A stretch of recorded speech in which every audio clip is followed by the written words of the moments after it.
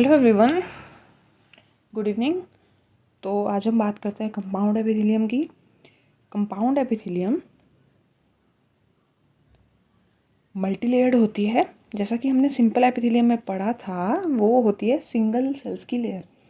लेकिन यहाँ पे मल्टीपल सेल्स की लेयर प्रेजेंट होंगी, बहुत सारी लेयर्स होंगी सेल्स की, तो मल्टीलेयर्ड होती है कंपाउंड एपिथेलियम। ठीक है, तो नंबर 1 बात आ जाएगी, इट इज़ मल्टीलेयर्ड एपिथेलियम। ये अलग है सिंपल एपिथेलियम से, ये वाला पॉइंट। दूसरी बात आ जाएगी, compound epithelium has minimum role in the secretion and absorption. जो कि हमने सिंपल एपिथेलियम के यूजेस पढ़े थे, सिंपल एपिथेलियम के काम पढ़े थे कि सिंपल एपिथेलियम सिक्रेशन में, एब्जॉर्प्शन में अपना रोल प्ले करती थी। सिक्रेशन एंड एब्जॉर्प्शन में cuboidal cells and columnar cells role play करते थे। इनमें वेरियस मॉडिफिकेशन थी ना, कोई गॉबलेट सेल्स थे, कोई माइक्रोविलाई थे इनके ऊपर, तो वो एब्जॉर्प्शन का काम करते थे। माइक्रोविलाई, गॉबलेट सेल्स वगैरह सिक्रेशन का करते थे। तो ये सिंपल एपिथेलियम के फंक्शंस थे, जबकि सिंपल स्क्वायमस एपिथेलियम के फंक्शन थे फिल्ट्रेशन करना एंड डिफ्यूज़न करना। ये हमने पढ़ा था ना पिछले वीडियो में। तो ये सिंपल एपिथेलियम के फंक्शन थे, स्क्वायमस के फंक्शन थे। ठीक है, तो कंपाउंड एपिथेलियम का मिनिमम रोल होता है ये सब कुछ करने में। मतलब या तो ये काम नहीं करती है या ना के बराबर करती है। तो फिर कंपाउंड एपिथेलियम का रोल क्या है जब ये सिंपल एपिथेलियम जैसे काम नहीं करती है? तो it has main role in providing the protection. Protection provide करने का काम करती है। प्रोटेक्शन किस चीज़ से साहब? जो भी स्ट्रेस बॉडी पे अप्लाई होती है, चाहे वो फिज़िकल हो चाहे वो मैकेनिकल हो। सॉरी फिज़िकल और मैकेनिकल तो एक ही मतलब हुआ। चाहे वो फिज़िकल हो चाहे वो केमिकल हो, चाहे वो स्ट्रेस फिज़िकल स्ट्रेस हो या फिर केमिकल स्ट्रेस हो। केमिकल स्ट्रेस, बॉडी में भी तरह तरह के केमिकल्स बनते हैं, और इसके अलावा हम लोग बाहर से अप्लाई करते हैं, क्रीम अप्लाई करते हैं, वो भी केमिकल है। तो केमिकल से प्रोटेक्शन करना। फिज़िकल स्ट्रेस, हम लोग हाथ धोते हैं डेली, तो उससे कितने सेल्स मरते हैं, रगड़ लग जाती है कहीं पे, तो उस सब से प्रोटेक्शन प्रोवाइड करने का काम करती है, ताकि वो हमें नुकसान ना पहुंचाए वो चीज़ें। ठीक है, तो ये काम होता है कंपाउंड एपिथेलियम के मेन। तो हम आगे पढ़ते हैं इसके बारे में। जो कंपाउंड एपिथेलियम है वो मल्टी लेयर्ड होगी, जैसा कि मैंने अभी बोला, और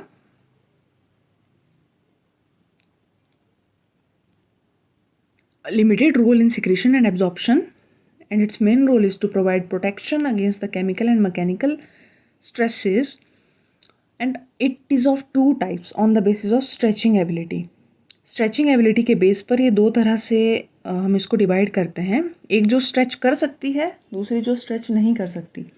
जो स्ट्रेच कर सकती है उसका नाम है ट्रांजिशनल एपिथेलियम, और जो स्ट्रेच नहीं कर सकती उसे बोल देंगे स्ट्रेटिफाइड एपिथेलियम। ठीक है, ट्रांजिशनल एपिथेलियम स्ट्रेच कर सकती है, और ट्रांजिशनल एपिथेलियम का एक और नाम है यूरोथेलियम। अब इसको यूरोथेलियम क्यों बोला साहब? इसको यूरोथेलियम इसलिए बोला क्योंकि ये यूरिनरी ट्रैक को लाइन करती है, वहाँ पे प्रेजेंट होती है। जो भी यूरिनरी ट्रैक के स्ट्रक्चर होते हैं वहाँ पे ये एपिथेलियम प्रेजेंट होती है, इसलिए इसको यूरोथेलियम बोला है। और इसकी स्ट्रेच करने की एबिलिटी है, तो इसी एपिथेलियम की वजह से ब्लैडर में भी स्ट्रेच करने की एबिलिटी आती है, ताकि वो यूरिन को स्टोर कर सके। ठीक है, ताकि वो यूरिन को स्टोर कर सके, तो इसी एपिथेलियम की वजह से उसमें स्ट्रेचिंग एबिलिटी आती है। तो देखते हैं भाई ट्रांजिशनल एपिथेलियम कहाँ कहाँ प्रेजेंट होती है। एग्जाम्पल देखते हैं। तो ट्रांजिशनल एपिथेलियम जो हमारी प्रेजेंट होती है वो होती है यूरिनरी ब्लैडर। ब्लैडर से ऊपर यूरेटर्स रहते हैं। हमारी किडनी होती है ना, हमारी किडनी होती है, और किडनी से यूरेटर आते हैं, और यूरेटर जो होते हैं वो यूरिन को ब्लैडर में पहुंचाते हैं। दो यूरेटर होते हैं हमारे पास, एक राइट किडनी से आता है, एक लेफ्ट किडनी से आता है, और एक ब्लैडर होता है हमारे पास, उसमें दोनों यूरेटर खुलते हैं और यूरिन रिलीज करते हैं। ठीक है, तो ये यूरेटर की एपिथेलियम जो होगी वो भी ट्रांजिशनल होगी, यूरिनरी ब्लैडर की एपिथेलियम भी ट्रांजिशनल होगी। इसके अलावा proximal part of the male urethra, ये जो यूरिथ्रा होता है आगे, इसका जो प्रॉक्सिमल पार्ट मतलब यही पार्ट जो ब्लैडर के साथ वाला पार्ट है। डिस्टल पार्ट तो आगे दूर वाला पार्ट हो जाएगा। डिस्टल का मतलब होता है दूर, प्रॉक्सिमल का मतलब होता है पास। प्रॉक्सिमल पार्ट मतलब जो ब्लैडर के पास वाला पार्ट है वो भी इस ट्रांजिशनल एपिथेलियम से ही लाइंड होगा। समझ रहे हैं आप मेरी बात? तो कहाँ कहाँ बताई मैंने ट्रांजिशनल एपिथेलियम? एक तो यूरेटर में बताई, इसके अलावा ब्लैडर में बताई और प्रॉक्सिमल पार्ट ऑफ यूरिथ्रा में बताई। इसके अलावा एक और चीज़ यहाँ पे होती है रीनल पेल्विस, उसमें भी एपिथेलियम होती है। यहाँ पे किडनी में, ये सपोज करो हमारे पास में किडनी है, तो जैसे ही ये यूरेटर में यहाँ पे यूरेटर स्टार्ट होगा, यूरेटर से पहले एक डायलेटेशन प्रेजेंट होती है किडनी में, यूरेटर लगने से पहले, उसको बोलते हैं रीनल पेल्विस। तो रीनल पेल्विस, यहाँ पे पहले यूरिन इकट्ठा होगा, फिर रीनल पेल्विस से जाएगा यूरेटर में और यूरेटर से जाएगा ब्लैडर में। ठीक है, यहाँ से ब्लैडर में जाएगा और ब्लैडर के बाद यूरिथ्रा में जाएगा और बाहर। तो ये रीनल पेल्विस है जो कि एक डायलेटेशन है यूरिथ्रा स्टार्ट होने से पहले, जहाँ पे सबसे पहले यूरिन इकट्ठा होता है। कलेक्टिंग डक्ट्स जो हमने पढ़ी है ना, नेफ्रॉन में होती हैं, नेफ्रॉन पढ़ा है, जैसे Bowman's capsule, PCT, loop of Henle, फिर डीसीटी और फिर फाइनली कलेक्टिंग डक्ट आती है। तो कलेक्टिंग डक्ट अपना जो सारा यूरिन बनता है यहाँ पे, वो ऐसी बहुत सारी कलेक्टिंग डक्ट्स, बहुत सारे नेफ्रॉन्स होते हैं। 1 मिलियन नेफ्रॉन होता है एक किडनी में, तो दूसरी किडनी में भी 1 मिलियन होगा। तो जितने भी नेफ्रॉन होते हैं, ऐसे बहुत सारे नेफ्रॉन सारा यूरिन रिलीज कर देते हैं इस रीनल पेल्विस में, और फिर यूरिनल पेल्विस से सारा यूरिन कहाँ जाता है? यूरेटर्स में। ठीक है, और यूरेटर के बाद जाएगा ब्लैडर में और ब्लैडर से जाएगा यूरिथ्रा में। तो कहाँ कहाँ बताई मैंने ट्रांजिशनल एपिथेलियम? रीनल पेल्विस में, number 1 renal pelvis RP, number 2 ureters, और number 3 urinary bladder, number 4 urethra. तो यहाँ ये प्रेजेंट होती है।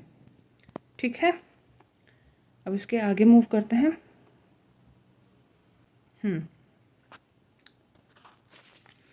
तो हमने देखा कंपाउंड एपिथेलियम हमारी 2 तरह की होती है, ट्रांजिशनल एपिथेलियम और स्ट्रेटिफाइड एपिथेलियम। कंपाउंड एपिथेलियम का मतलब क्या है? मल्टी लेयर्ड होगी, जो कि मैंने पहले ही बता दिया सब कुछ। सिक्रेशन एब्जॉर्प्शन में मिनिमम रोल होगा या ना के बराबर रोल होगा, मेन रोल होगा प्रोटेक्शन प्रोवाइड करने का। और 2 तरह की होती है on the basis of stretching ability, कि स्ट्रेच कर सकती है या नहीं कर सकती। अगर स्ट्रेच कर सकती है तो ट्रांजिशनल एपिथेलियम, और अगर स्ट्रेच नहीं कर सकती तो स्ट्रेटिफाइड एपिथेलियम। ठीक है, यही हमने पीछे वाली इसमें भी देखा, पिछली स्लाइड में। ये देखो,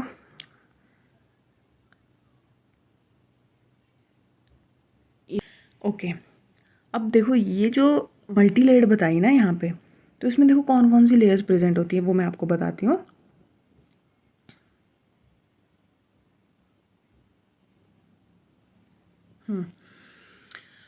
तो इसमें सबसे जो बेस वाली लेयर होगी उसमें होंगे क्यूबॉइडल सेल्स होंगे सबसे बेस वाली लेयर पे।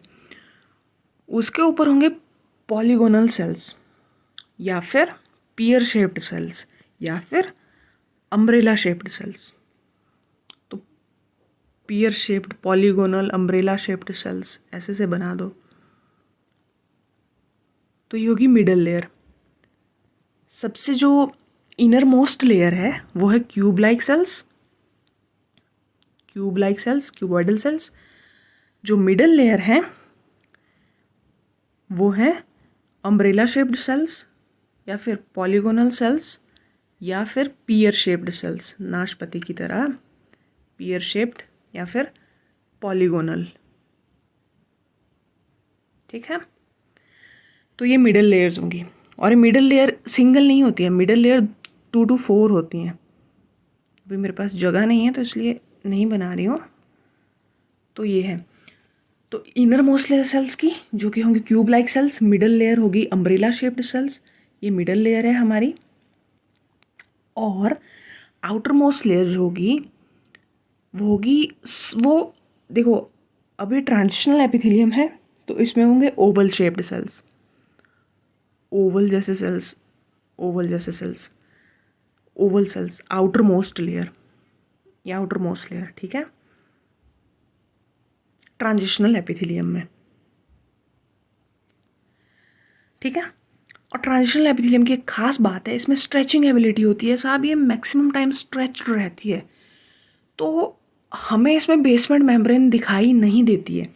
ऐसे जहाँ जहाँ एपिथेलियम होती है वहाँ वहाँ बेसमेंट मेम्ब्रेन होती है, बेसमेंट मेम्ब्रेन के थ्रू एपिथेलियम टिश्यू अपना न्यूट्रिशन लेता है, बेसमेंट मेम्ब्रेन के नीचे कनेक्टिव टिश्यू रहता है, और बेसमेंट मेम्ब्रेन के थ्रू जो भी न्यूट्रिशियस सब्सटेंस होते हैं वो एपिथेलियम में पहुँचते हैं।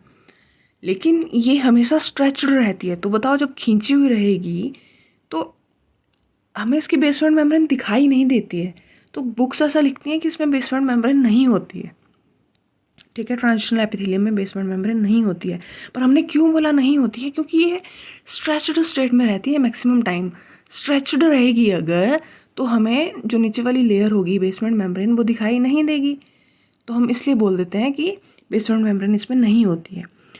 तो बोलते हैं कि ये डायरेक्टली लाई करती है फिर कनेक्टिव टिश्यू के ऊपर, क्योंकि हम ये मान के चलते हैं इसमें बेसमेंट मेम्ब्रेन नहीं है, ठीक है। तो ये ट्रांजिशनल एपिथेलियम की बात है।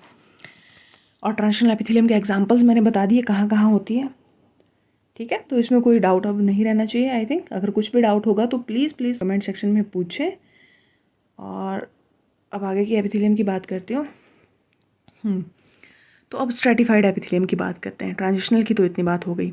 स्ट्रेटिफाइड में भी सबसे जो लोअर मोस्ट सबसे जो इनर मोस्ट लेयर होगी वो क्यूबॉइडल सेल्स की होगी, क्यूबॉइडल सेल्स होंगे। उसके बाद पॉलीगोनल शेप्ड सेल्स होंगे, वही polygonal umbrella shaped cells, pear shaped cells, polygonal cells होंगे। ऐसी लेयर्स होंगी पॉलीगोनल सेल्स की। और सबसे जो टॉप मोस्ट लेयर होगी ना वो स्ट्रेटिफाइड के भी टाइप्स होते हैं further, stratified squamous, stratified cuboidal, stratified columnar.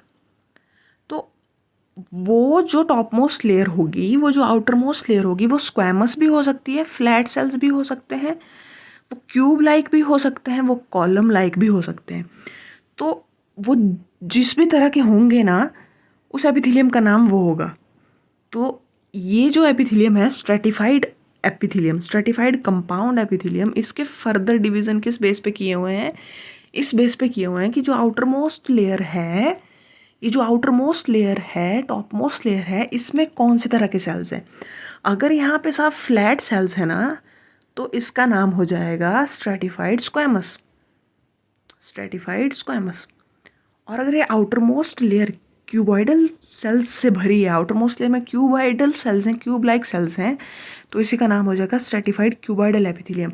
और अगर कॉलमनर सेल्स हैं तो इसी का नाम हो जाएगा स्ट्रेटिफाइड कॉलमनर एपिथेलियम, ठीक है। फ्लैट सेल्स हैं, अगर ऐसे देखो ये फ्लैट सेल्स हैं, ये फ्लैट सेल्स हैं, तो ऐसे फ्लैट सेल्स हैं अगर, तो इसका नाम हो जाएगा स्ट्रेटिफाइड स्क्वैमस। अगर क्यूब लाइक सेल्स हैं, ऐसे सेल्स हैं, तो इसका नाम हो जाएगा स्ट्रेटिफाइड क्यूबॉइडल, ठीक है।